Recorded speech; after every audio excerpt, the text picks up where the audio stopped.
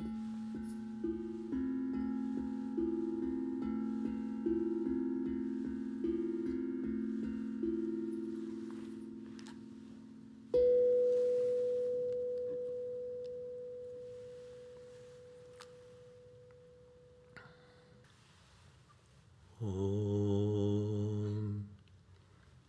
Asato ma Satkamaya Tamaso ma Jyotirgamaya Mrityorma Amritam Gamaya Aviravirmayeti Rudrayatte Dakshinam Mukham Tena Mam Pahi Nityam.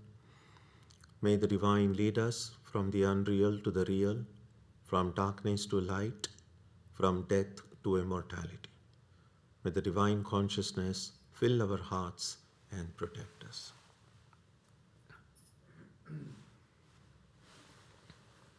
So welcome everyone. This is our first time we are meeting after the summer break. So just to refresh our memory of what we did before, we finished studying the first 3 chapters. And as we saw, the first chapter of the Gita sets the background, the landscape, the background scene on which this story occurs. In the second chapter of the Gita, that is where Krishna's main teaching begins, and almost the first half of the second chapter, he gives Arjuna the teaching regarding the nature of the self, nature of the Atman. And then in the second half is about how to attain that nature, how to realize that, how to experience that. And that is when he gives a very brief summary about Karma Yoga, how doing work selflessly, carrying out one's duties selflessly will purify the heart, and with that purified heart, it will be easier to uncover these layers and reveal the truth that is shining in our heart. And he, of course, asks Arjuna to go and now do his duty, which is to fight the war. And as we saw, the second chapter pretty much covers the traditional way in which these ancient texts were given. In the beginning, you explain the principle, then you explain how to attain that, how to experience that, and finally it ends with the characteristics of the enlightened, because what the characteristics of the enlightened are become the spiritual practice of the unenlightened. And so all of these traditional segments we find in the second chapter. So it is a kind of a scripture in itself, chapter 2 of the Gita. And there is very likely the Gita would have ended if at the end of second chapter, Arjuna would have told Krishna, got it, thank you, now I no longer have any confusion and I am now ready. But that's not what Arjuna did, because as it so often happens, he had questions. And usually after a long teaching, we have a question-answer session. And so Arjuna begins by asking that question, that it seems from your teaching that knowledge is superior to just working, because there is no end to work. Work always increases tension and stress and worry. Well, yes, it's great to work selflessly, but nevertheless, knowledge is what really we need.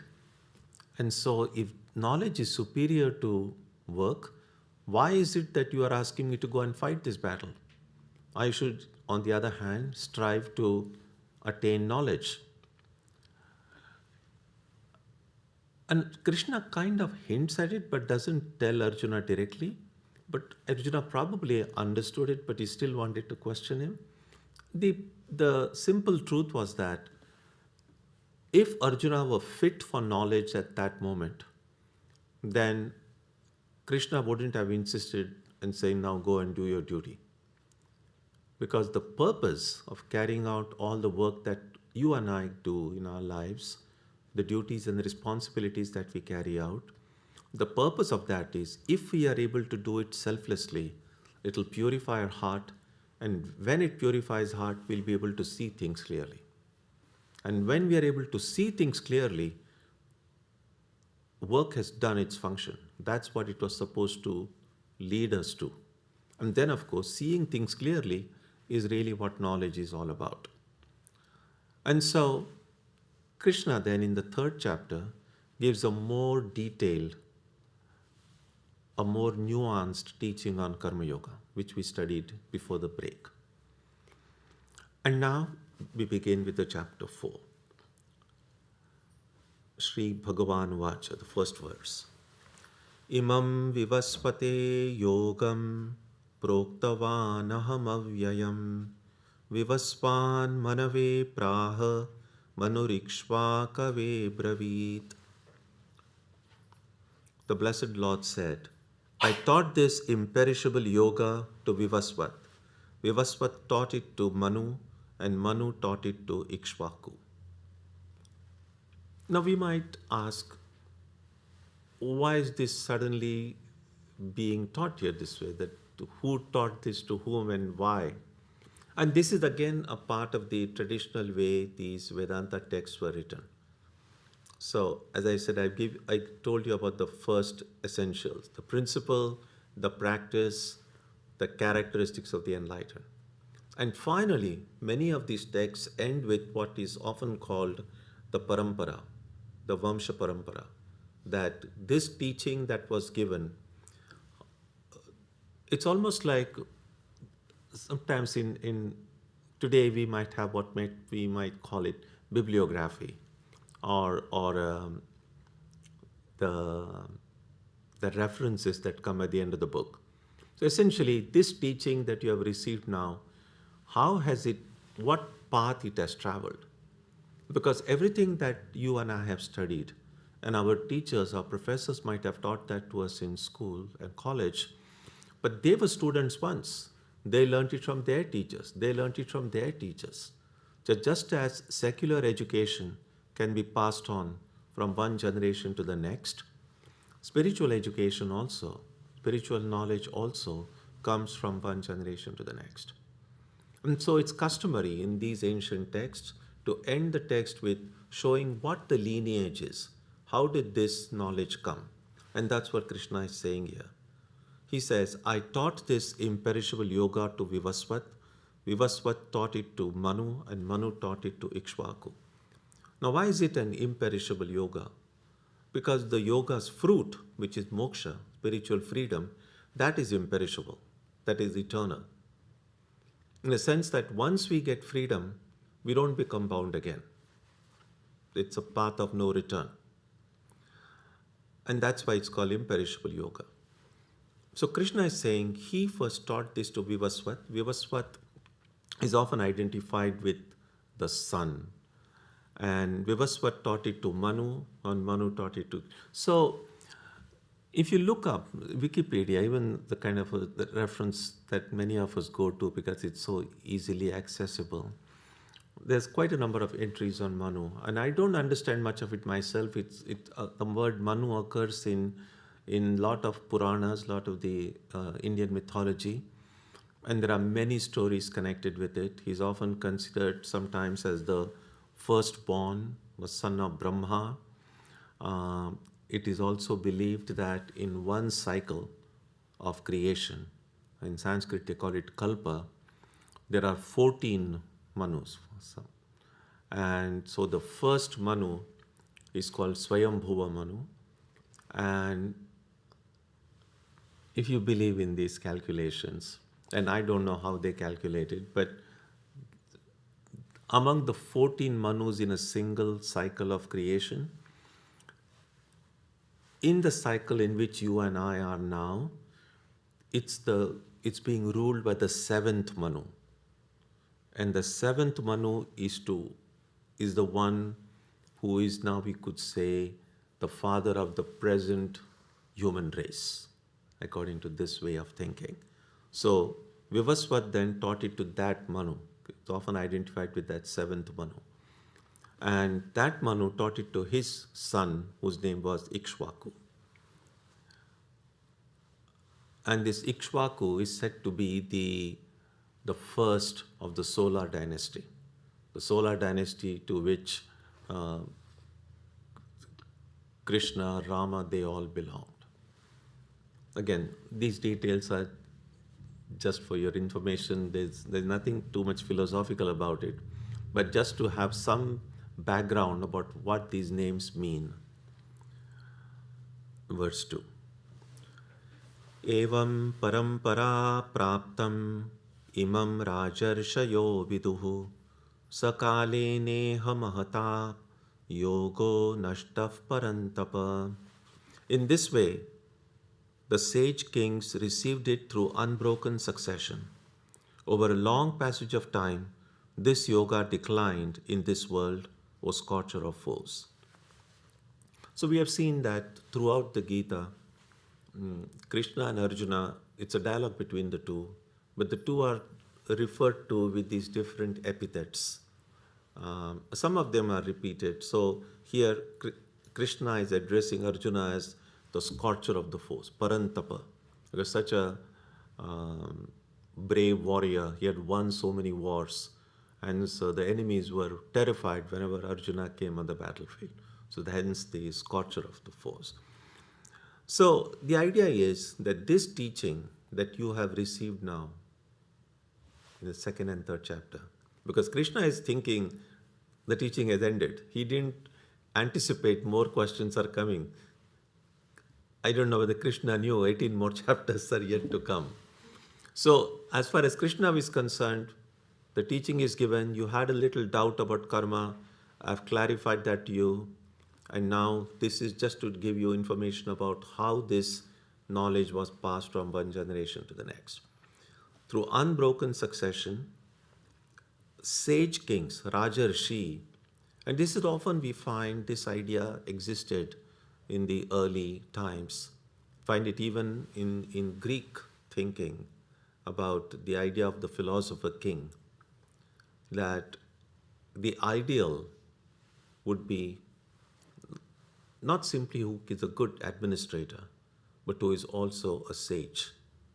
And sometimes in life we find that these two things get divided. There are people who are great at administration, not so much of spiritual wisdom. And then there are some who may be great with spirituality, not so much business management or administration. But ideally, they said, for the good of society, the ideal person would be someone who is both a philosopher as well as a king. And so this teaching, although oftentimes we read in kind of a very generalized form of thinking, that among the caste system, among the Hindus, that all these great teachings were kept by these priestly class, the Brahmins and so on. But actually you see, it's not so accurate. Many of these teachings, and here it's very clear, it's about sage kings. It's really the Kshatriyas, the warriors who are also philosophers.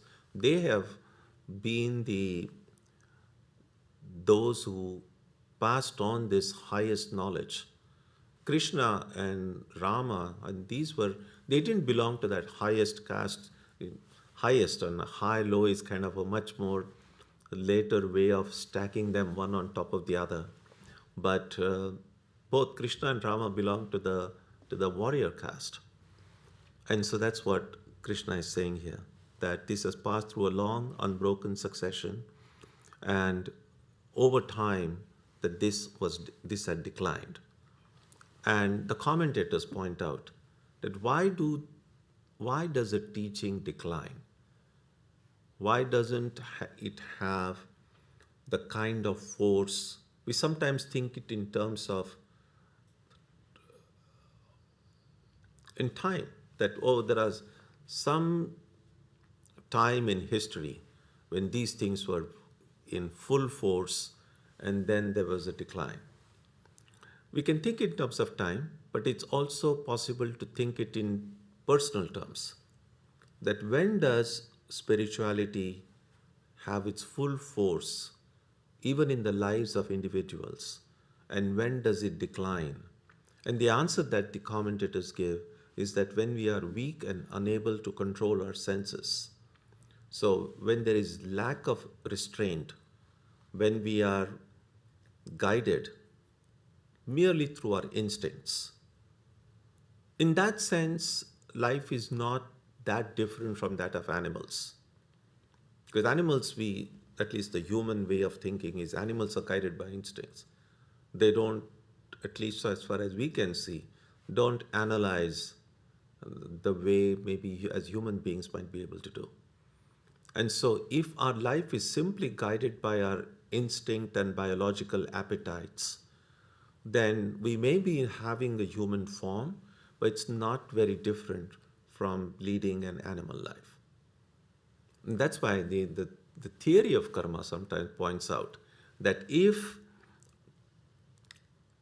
someone has is born as a human being, but all through that human existence lives a life merely guided by biology, simply through just submitting to the demands of the body and mind, then since the transmigration follows the path of least resistance and it finds a body that is appropriate for that person's to work out the karma of that person. So if someone has lived a purely instinctual life, then the karma theory might find in its algorithm saying, when this person is to be born again, then it's better to give this person a body that will give a full play to living instinctually. And so if we live like animals as human beings, then the chances that we may be reborn as animals are increased. And if animals live a very saintly life, the chances of them being human beings increase. No one knows what happens. This is just the way the human mind thinks of what could or may not happen. And so in verse 3, Krishna says, if this yoga has declined over time, why is then Krishna reviving it? And the answer is, it is for the good of the world. Verse 3. Sa evayam maya tedya yogav proktav puratanaha bhakto sime sakha cheti rahasyam yetaduttamam. That same ancient yoga was taught to you by me, for you are my devotee and friend. This knowledge is the supreme secret. So because you are dear to me, because you are my friend, and that is why I have taught this knowledge to you. That's something that had declined for a long period of time.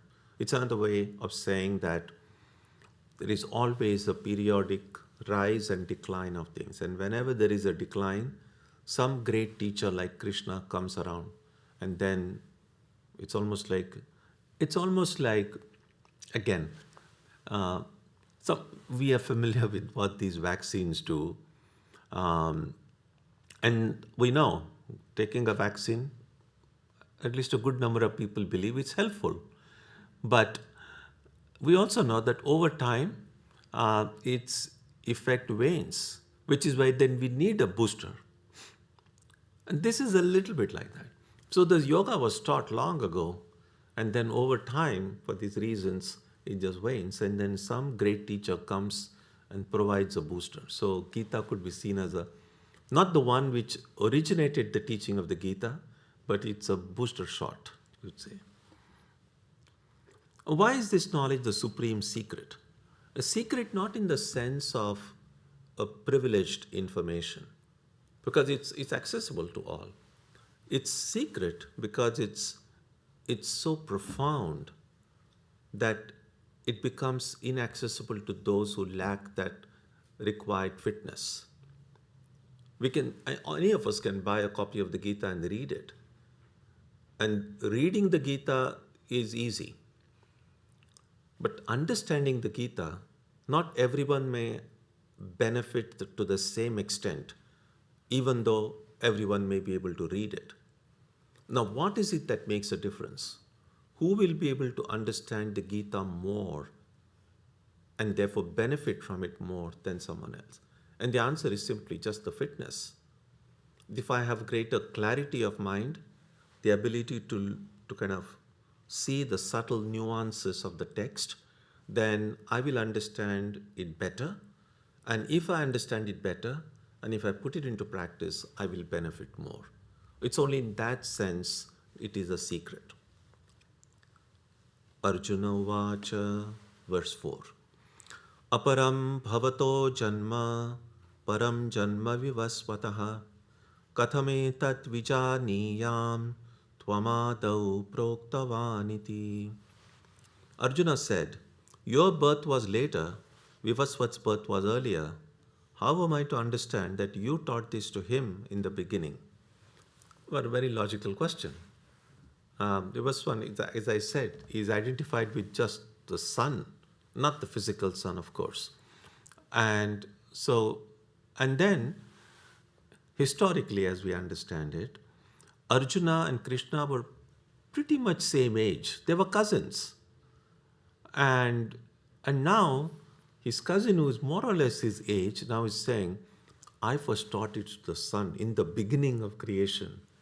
And then he taught it this, he taught it, and now I am again teaching it to you.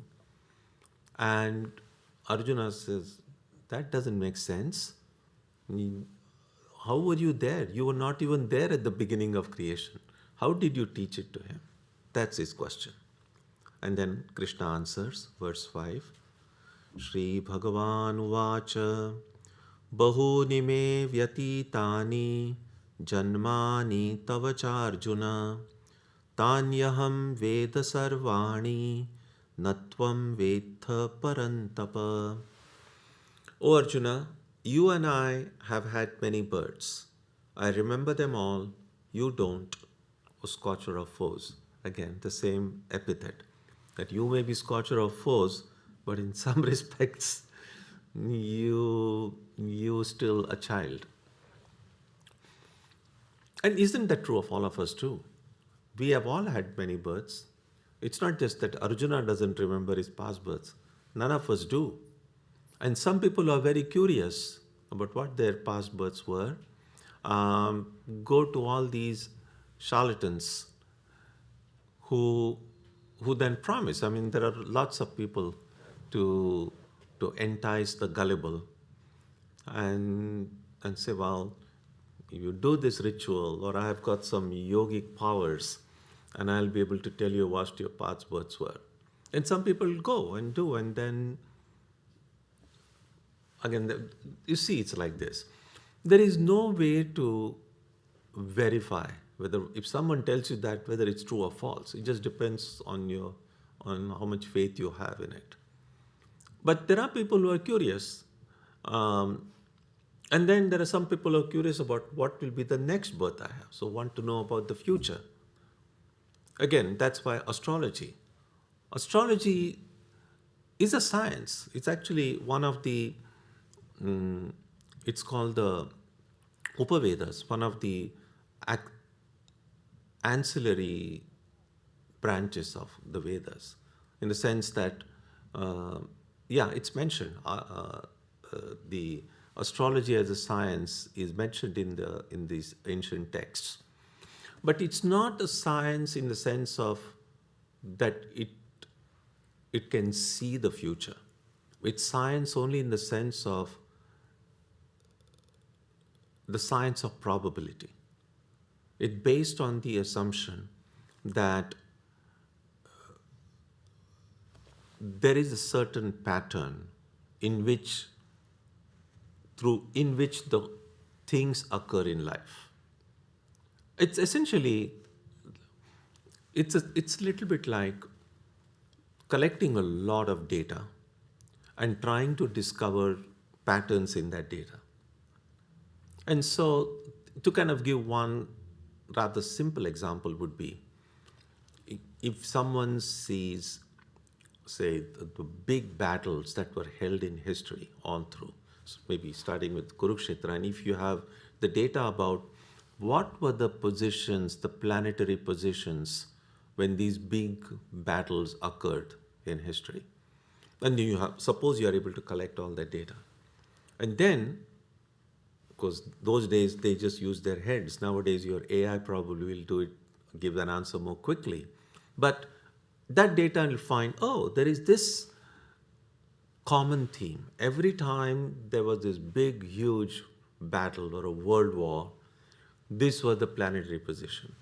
And if you find some common link, then you can assume that because in the past these things have occurred over a period of time when this particular planetary combination was present. And if now through my calculation I find a similar planetary combination present, then I can say a big battle is happening.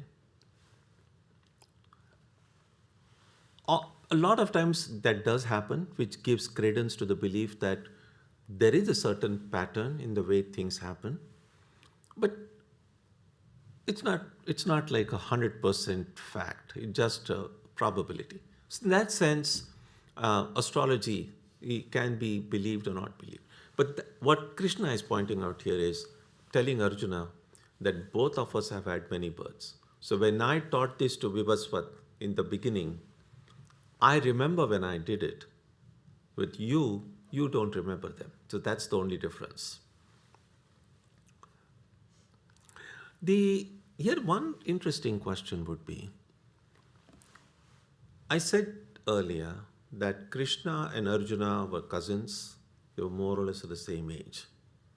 And so the question is there no difference at all between the birth of Krishna and a birth of Arjuna, or the birth of any of us? Because as far as we could see, Krishna did come in a human form. All of us have also come in a human form. And for that matter, all of these great ones that we worship today, whether it's Rama, Jesus, and all of these great prophets, and they all came in a human form and they were born. But is there any difference between the birth of these extraordinary beings and the birth of the rest of us? And more technically, we could say Ishvara, these divine beings that seem to come, and the Jiva, the embodied beings that you and I are. Is there any difference between the two?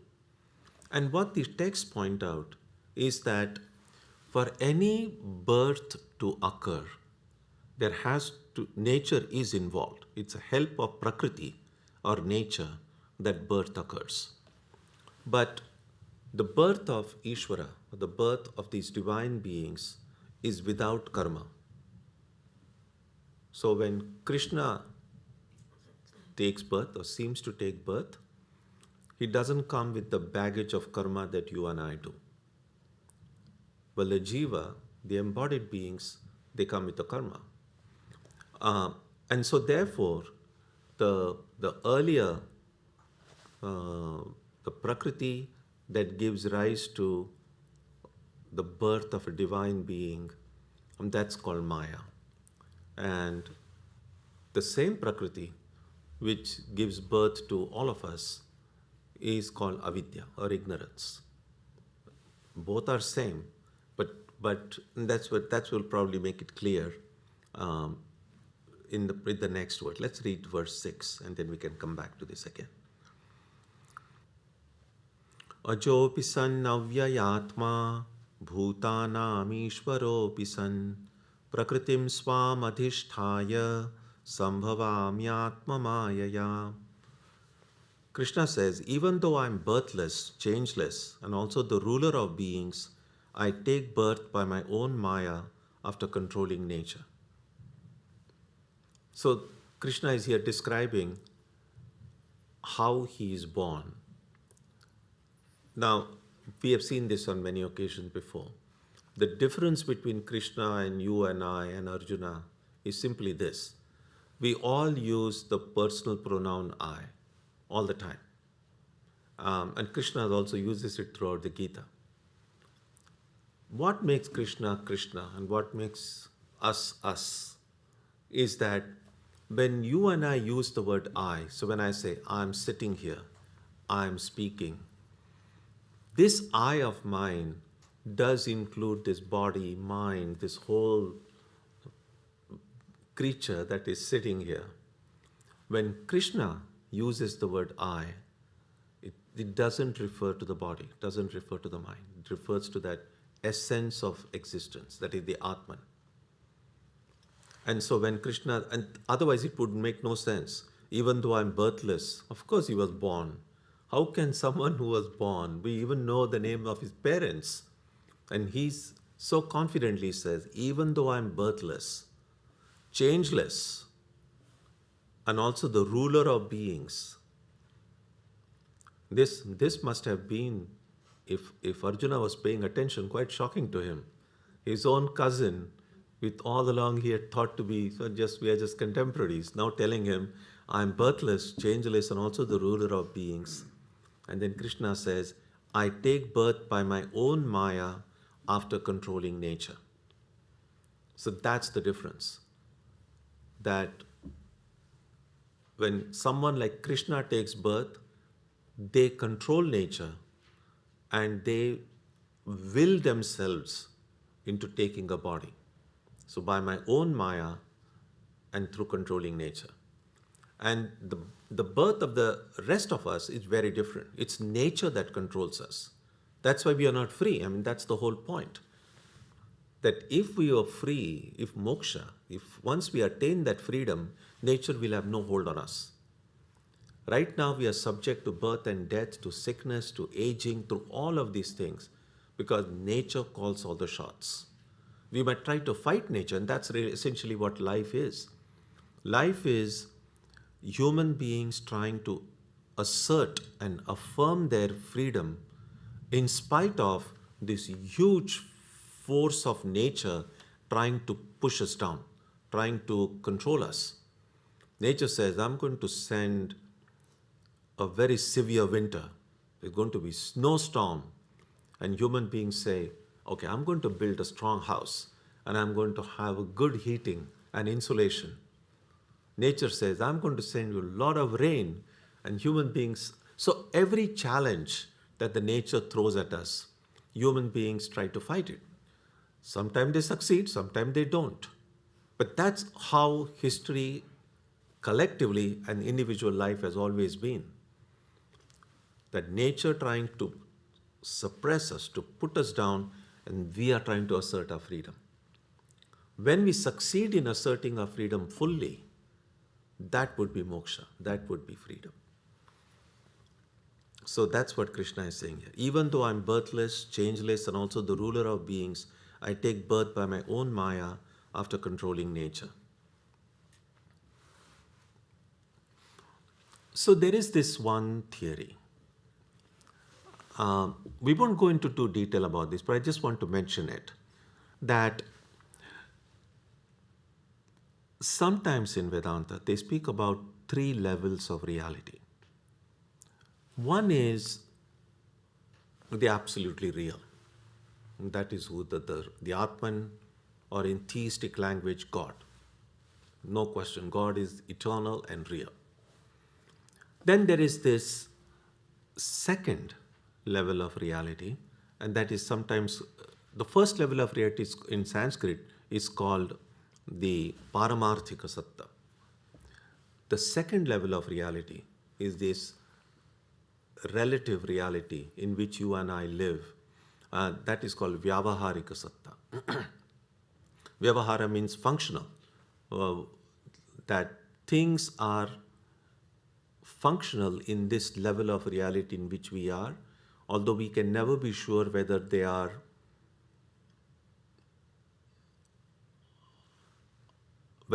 intrinsically real. Now by that, let me put it this way. It's much easier to understand this if we just take the example of dream. So when we are asleep and when we are dreaming, and In my dream, if I feel thirsty, then of course I need some water to drink. And someone comes and gives me a glass of water. I drink that water in my dream and my thirst is quenched. Now, what is the status of that water, the status of that thirst? Now, we might say when we wake up in the morning, we just find it's a dream. None of that was real. The water I drank was not real. The thirst I felt was not real. But as long as I was dreaming, they had some reality. And that reality was functional in the sense that that dream water was able to quench my dream thirst. If I fall down in my dream, I get hurt. That pain is real in the dream. And then they might take me, an ambulance might come and take me to a hospital. That ambulance is as unreal as the fall, but it still works. And so what we are experiencing now might appear to be real, and it's also functional because there is cause and effect and all of this seems to work. So that's why it's called this Vyavaharika Satta, the relative reality. But there is this third level of reality, and that is the most classic example we refer to every now and then is about the rope and the snake. That when we mistake a rope for a snake, what is the status of that snake? And then that is, you can just say it is only an apparent reality. It's not even functional in the sense that you'll never see rope and snake at the same time. But the snake does appear. Mainly the difference between these two, the apparent reality and relative reality, is simply this. The world that you and I experience, we have been experiencing it for a long time, from the time we were born. And this can go on and on and on. But the mistake that we make, well, mistaking a rope for a snake, that snake doesn't go day after day after day. Switch on the light and then you know the truth. And so, again, I said I don't want to go too much into detail. We'll have a lot of opportunity to discuss it later on. But sometimes they distinguish that the birth of these divine beings is this belonging to this apparent reality, while the birth of the rest of us is this relative reality, Vyavaharika Satta and Pratibhasika Satta. That's all I want to say at this moment, but keep this at the back of that. So the birth of Krishna and the birth of Arjuna are not exactly identical in this way of thinking. Now, why doesn't Arjuna remember his past birth? Why don't you and I remember our past births? Because our minds are clouded by duality, the polarized world in which we live, dharma, adharma, good and bad, good and evil, light and darkness, love and hatred. These polar opposites that exist, our mind is kind of tinted by these dualities that exist, pairs of opposites as they are sometimes called that exist, which is why we are not able to see things clearly, which is why we are not able to remember our past births. And so that is the idea.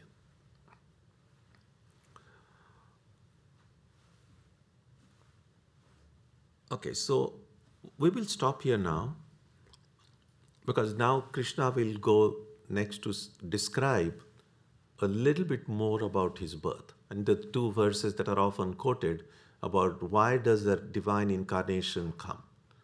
A divine incarnation is the divine taking birth. In this, he just gives a very brief hint about what is to come. That the birth of the divine is different from the birth of the rest of us. And there will be a lot to discuss it when we meet next time. But if you have any thoughts, ideas, comments, questions, feel free. Vikram? Yeah.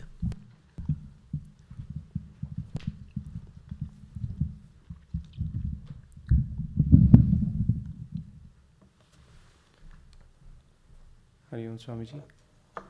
Swamiji, when I think of nature outside, and that it controls us.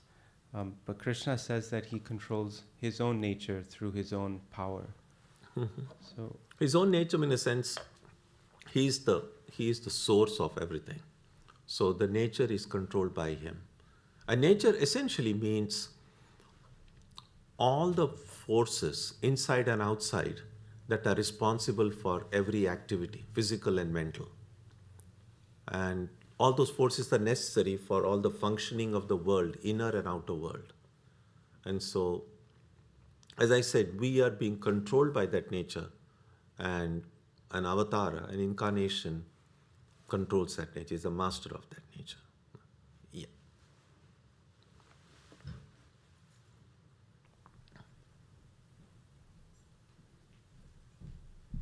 Hi, thanks for everything. So there are the people who are born through divinity, and there's us.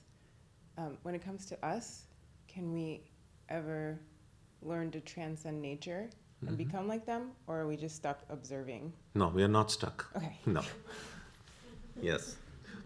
Yes, and that's the essential teaching of the Gita is we are not stuck, that we can rise above our nature. And so ultimately, as we go toward the end of the text, when Krishna's doubts are answered, then he discovers that my thinking that I'm stuck here is a part of my ignorance. That I have the ability within me to transcend the limitations that I have and rise above it. And when I rise above it, then of course, then there is just one freedom for all. Then there is no multiplicity. There are not these pairs of opposites. All the ingredients that create strife and suffering, all those things are totally absent because it's just one harmonious whole. So, good news, we are not stuck. Yes, yeah. Any other?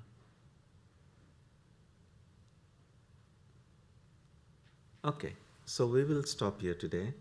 And next week when we meet, we'll start with verse 7, which begins this very important topic about the divine incarnation.